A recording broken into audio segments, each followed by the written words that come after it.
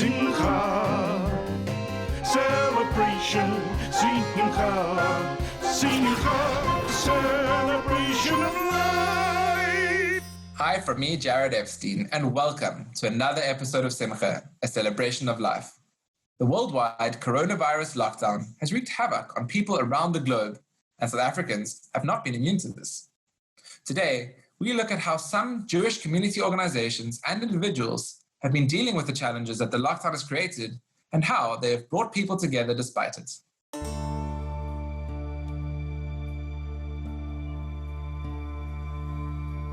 In Judaism, many of us are familiar with the word synagogue, which is where Jews gather to pray and worship.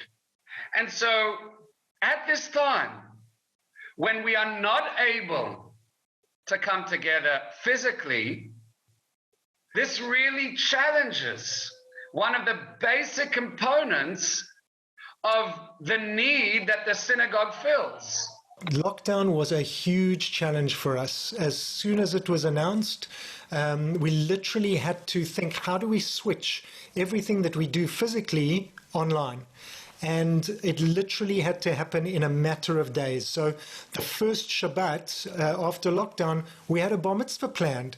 So we had to meet with the family and discuss with them, how are we going to do this online? We've never done this before. The vision of 9th Street is really our role as a nurturing space for Jewish artists and to help them to create high-quality Jewish art. But that has been really difficult because when we're in person, there's a vulnerability that we show as people that gets lost on this digital platform. So I think those are some of the negative things that we're having to deal with. Our whole goal for creative gatherings is to help musicians grow and keep learning and training with skills. And now we've got to think about a whole new way to do that. And how do we market ourselves online? Because not everyone has access to Zoom. Not everyone has access to a computer or a laptop or an iPad or a cell phone. And I think it makes me very aware of my privilege that I have ability to be on a computer and have internet and use Zoom when others do not. And I think for the music world, it's so important to be aware of what we do have and to be grateful and to give back as well. It took me quite some time to get used of talking to a screen. When you're running a service in a synagogue space, you're doing it, you feel the energy, you feel the people, you feed off each other, you sing together, you learn together, you speak together, you pray together. And while that can be achieved via technological platforms, it definitely took some getting used to. And even though, because we all have to be on mute, except for myself, or if someone is leading a song, or, usually most of the participants are muted, otherwise it becomes too disturbing. But I encourage everyone, if we're singing a prayer together, I always say, sing so that your neighbors can hear.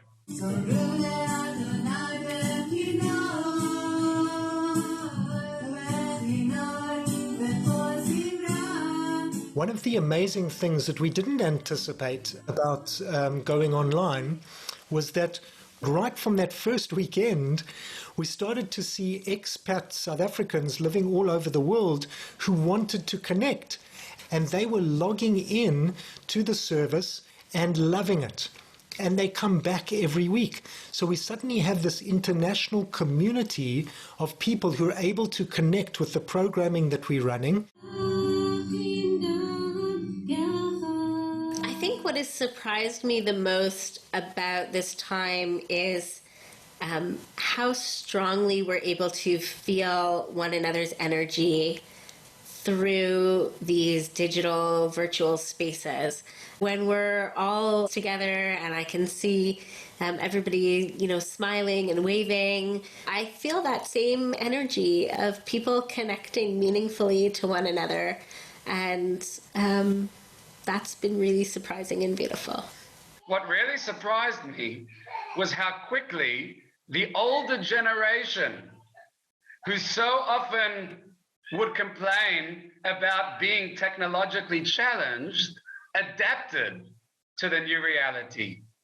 And it really shows us how resourceful and how quickly we as human beings adapt to new situations. So never sort of say to yourself, these younger people today, they live in a new world. I'm from an old generation. No, we constantly as human beings, as living organisms, we're evolving, we're growing, and you can adapt quicker than perhaps what you might actually think. If I change my screen from this to the spotlight, you all get that change, right? Okay, so fine. Okay, there you are. So if you've got a candle or something, a stick of incense, let's light and honor our own unique light, our own voice, our own creativity as artists. So light is such an evocative and powerful and essential thing. So whatever it is for you, just the ritual of lighting, as we know, is strong.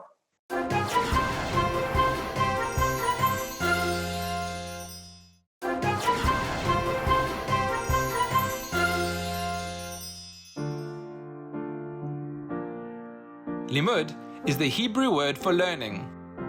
Limud South Africa is a grassroots organization dedicated to educational exploration, communal activism, volunteerism, and empowerment. Every year, Limud South Africa creates an engaging Jewish learning conference in Johannesburg, Cape Town, and Durban. The COVID-19 lockdown threw all their well-prepared plans into disarray. Even after an international conferencing call crash, they persisted with enthusiasm. We had to look at how do we as an organization respond to what's happening around us? How can we contribute? And I think we are blessed in the Jewish community with an amazingly well-organized community and who offer leadership and contributions in any number of spaces. We've wrote up some proposals.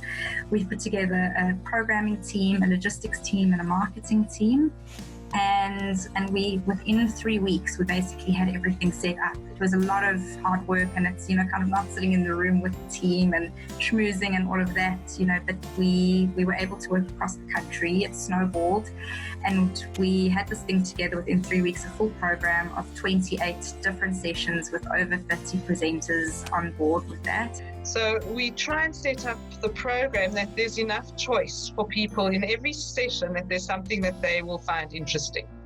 In pulling it off the way that we have, one of them, and to me a really precious one, is that we've been able to extend the invitation to come to Limud, firstly to people who live in small, more isolated Jewish communities around the country and indeed around the continent. So for the first time we had people attending from East London, from Harare, from Port Elizabeth, from Clarksdorp, just people that it would have cost them a lot of money to actually come and attend our in-person conference. It was also a lot more affordable. There was none of the major overheads, and so we could really reduce the rate, and we offered a COVID rate, which was 18 Rand. Our demographic for, say, an event like this is possibly older than it might be in a face-to-face.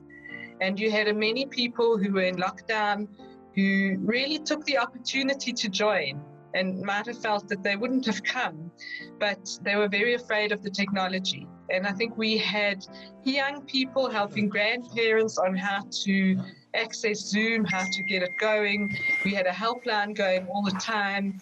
So we also had to learn to do things differently.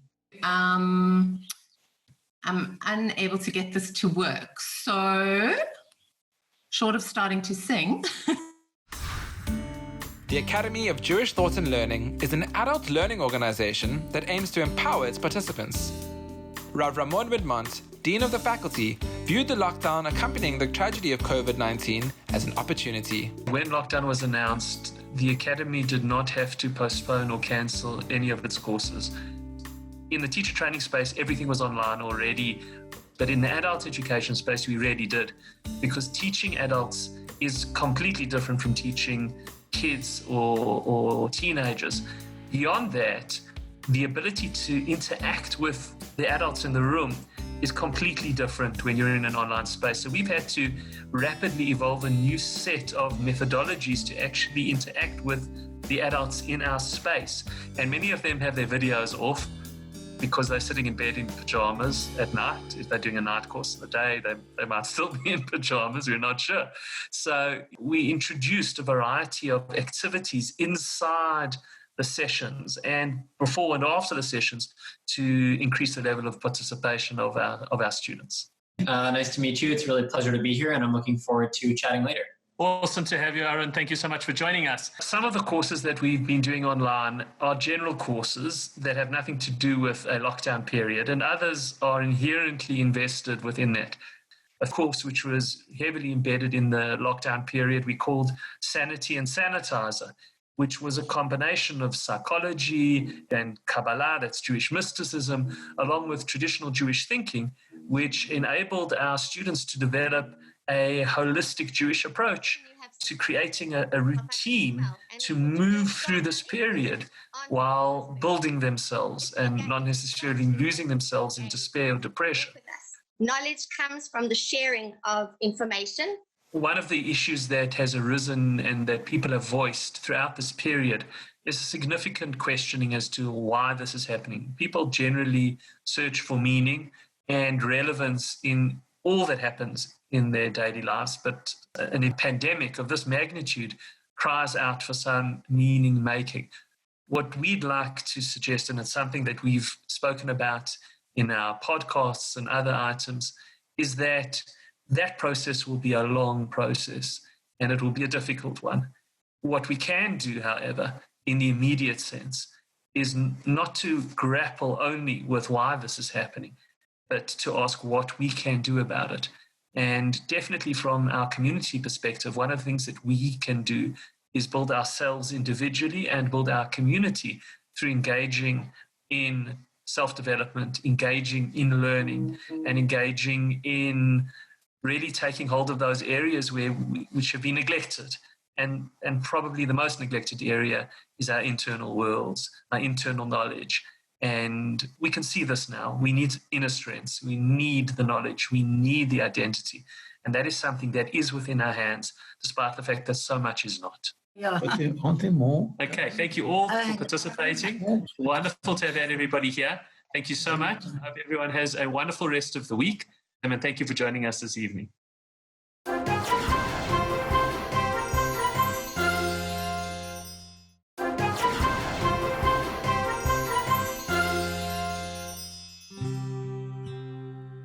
The COVID-19 lockdown has put a severe strain on the work of many organizations.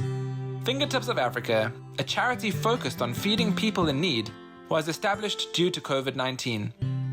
They continue to feed many mouths, but also couldn't escape the reality of the virus when it hit closer to home. Currently, I am in lockdown myself, as I tested positive. And, that obviously impacts on how we do our charity work. We had to shut down our offices, make sure things had been fogged, make sure everyone's gone for testing, make sure that, we put those steps in place. But it's a reality of what we're doing, and we're around so many people, and that we've got to monitor our symptoms and see, could we be a potential carrier and could we be potentially positive? And if so, what are we going to do? Our staff that haven't tested positive have been able to continue working, and it's phenomenal that they've been able to work from their individual homes. And our kitchens have really just understood that they've got to figure a way to make things work. So, they've found friends in the community that have a car that can assist them to go shopping. And, we send them a shopping list and we send across the money, and it's a whole new way of working. And, it adds a little bit of definitely of an extra stress to things. But at the same time, COVID is something that is so not unreliable, but you could say, it's not something you can understand and you don't know what's next. And because of that, we've had to learn to adapt at all times. We've got a voucher system and we've sent out money to numerous people that have needed it. And one lady sent me a message just the other day and said, thank you so much for the voucher. I haven't been working, but neither has my neighbor. So I split it in half. Now, I couldn't quite conceptualize, how do you split 300 Rand voucher into two families? But she did, because she understood that no matter what, you have to help your neighbor, and that your neighbor has, is struggling like you, and let's struggle together. Let's do this together, and we'll figure a way to get out of this. And I think that's just, to me, it just shows you how, as a country, no matter where we come from, we have this Ubuntu that is in us, and it's ingrained in everything we do. And I think that for me has been phenomenal. Thank you so much, Fingertips. Now I'm going to serve the homeless. I'm so happy, happy, happy. Thank you, thank you. Mensch is a Yiddish word that means a good and upstanding person. Mensch SA is an organization that focuses on networking in the Jewish community and social transformation and helping those in need. They run skills-based training workshops, self-care series, global executive leadership events, and strategic discussions for the community.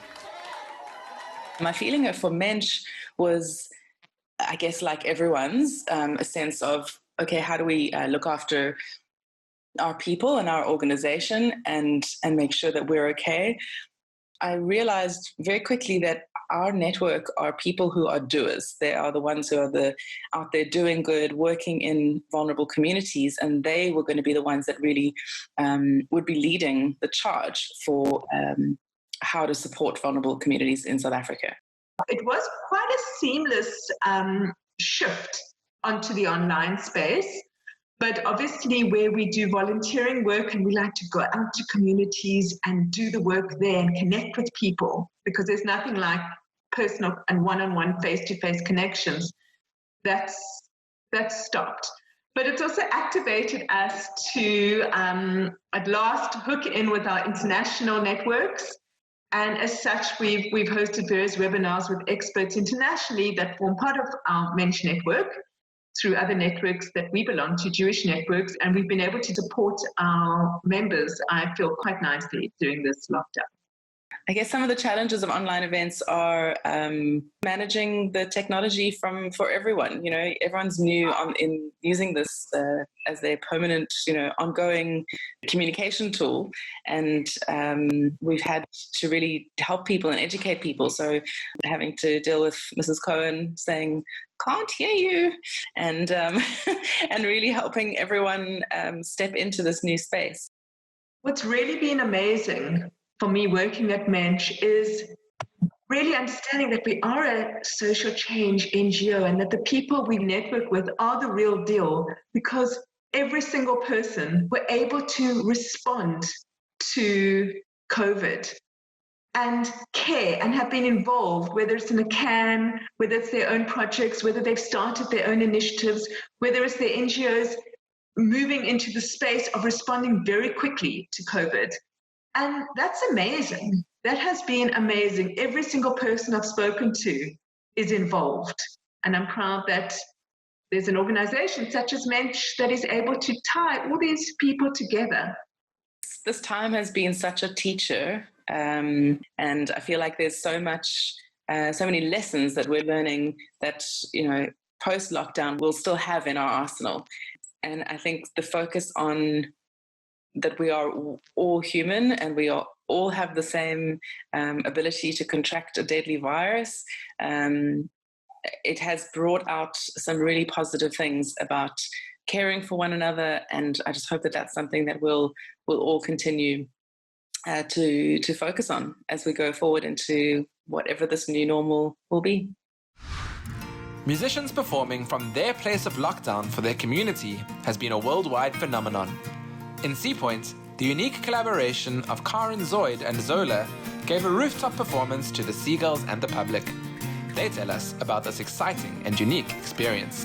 Our flat block connected on a different level.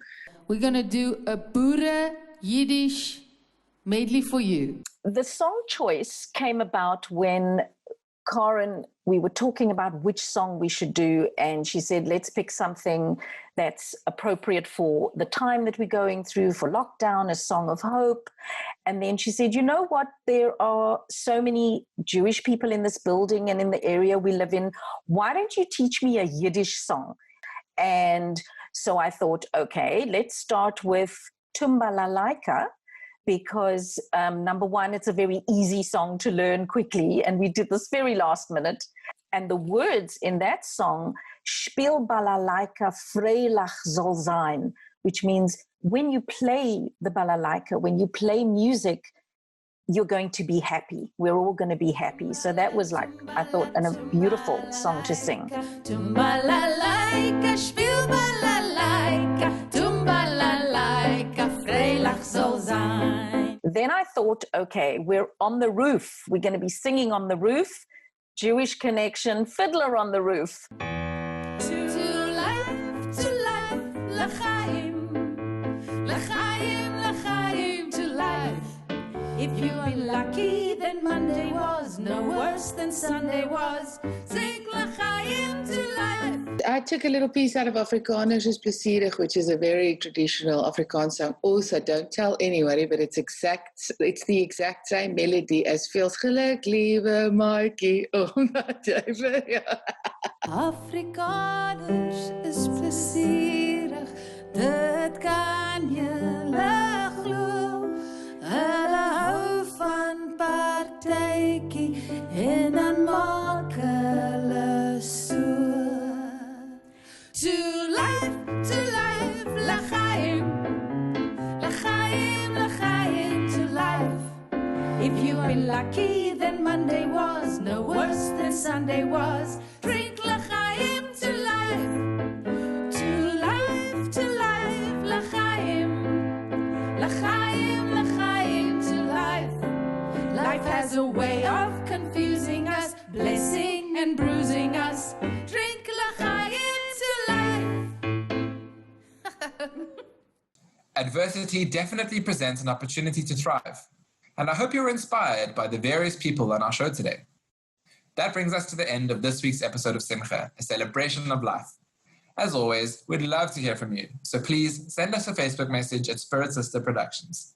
From me, Jared Epstein, and the Simcha team, remember, just because lockdown is slowly lifting, we must still be responsible and careful.